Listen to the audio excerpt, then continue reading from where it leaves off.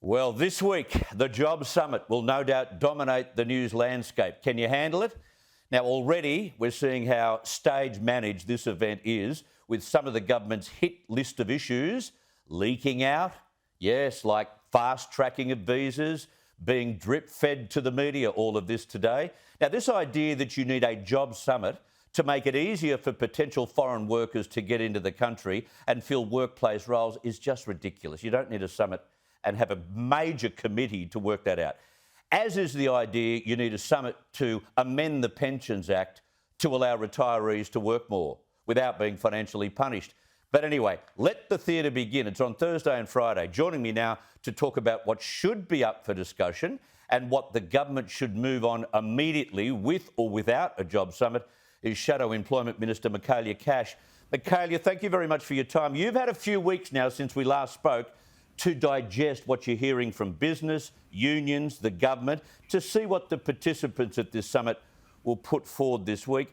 I fear that the unions will be on the warpath from what they have indicated. Business will be batting away some very weird ideas. Would you agree that that is likely to see some friction?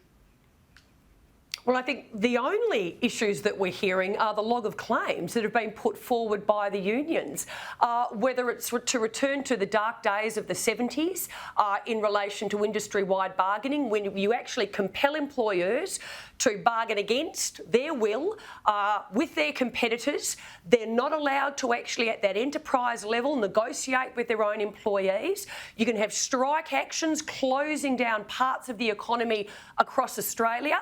Well, guess what? That's one of the first things that the ACT are asking for. And then, Chris, what we saw last week, the proposal to charge bargaining fees to non-union members that they refer to as free riders. Chris, these are people who are exercising their lawful right not to join a union. We have freedom of association in Australia.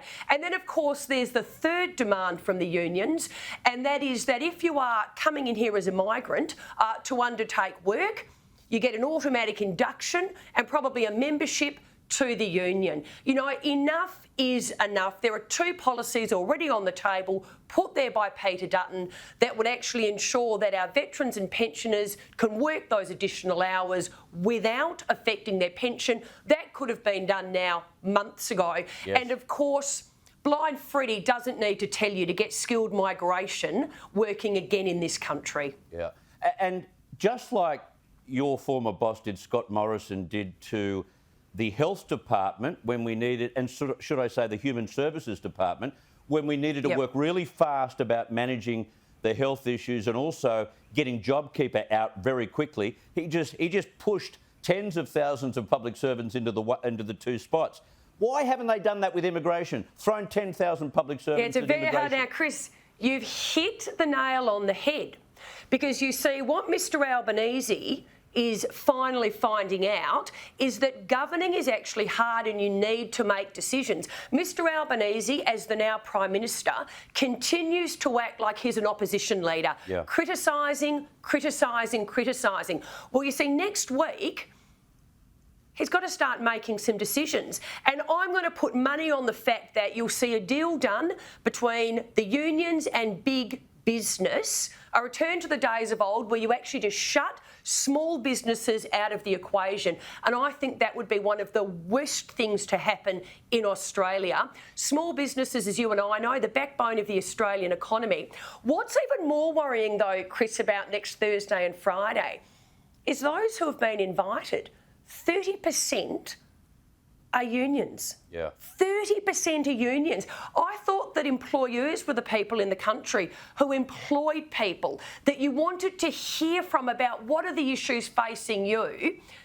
30% are unions. I don't think that augurs well for the people of Australia. But what it does say, money comes in, as you and I have discussed before, by way of donations, and policy goes out. And as of next week, Mr Albanese needs to front the Australian people and start making some decisions. It's going to be interesting, to say the least. Yeah, I heard Treasurer Jim Chalmers probably put the bar down a little lower today by saying the words, we won't be able to progress every idea pitched up. What's that code for, do you think? We've already worked out with the unions and possibly big business what the announcements are and everything else. Thanks a lot for coming along, but we just needed to do it for show. And again, you see, Mr Albanese next week, you need to start making some decisions. Chris, let's just wait to see what those decisions are. But I'm going to put money on the fact that you'll see unions in big business probably doing deals to the exclusion of small business. That is not going to be good for Australia. Yeah, as I said at the beginning, this all looks like theatre to me, where the deals are already being negotiated and they'll put them on the table after it's already been done. So it's all about theatre. You know, I think of who's not coming.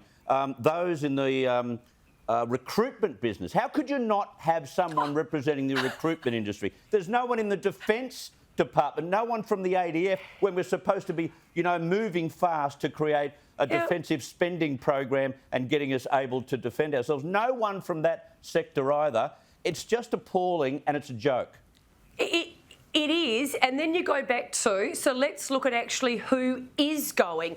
And when it's a glaringly obvious 30% going to the unions, again, why couldn't the ACTU represent the unions as a whole? Yes. They've got allegedly one person representing the banks. That was good enough for the banks, apparently, but it's not good enough for the unions. How does that work? Yeah, very, very true. Meanwhile, what are we going to do about cost of living? Or has that just been put on the back burner until a couple of years' time? OK, so Chris, Mr Albanese went to the election and he made he made a number of promises, but let's talk about the four that are front of mind. I'll reduce your electricity costs by $275 per annum. That one already gone.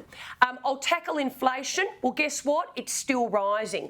I'll give you a pay rise. Well, they're walking away from that one as fast as they can and will end the labour shortage, and still they haven't adopted Peter Dutton's very sensible policy being screamed out by business, just please do it, to give pensioners and veterans that ability to work that extra day without affecting their pension.